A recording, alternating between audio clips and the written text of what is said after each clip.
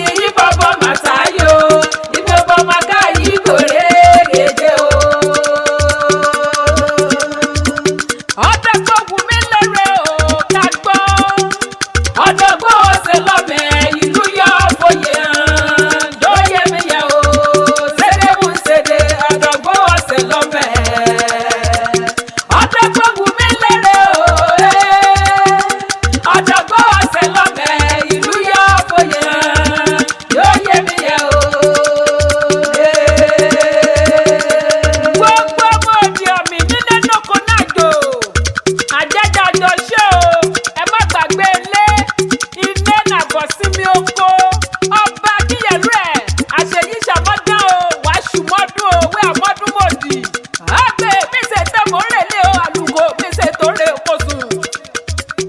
ọdún èyí tó ṣe lẹ́yìn ó ní jáde mọ́ ẹ lọ́lá ọlọ́wọ́n ọba ọmọ ìyá sẹ́rẹ̀ òde ọ̀mì ló gbé mi wá bí bọ́lú àríbò matthew wọ́n lè kú ọdún tòní o ẹ sì wá àṣeyẹ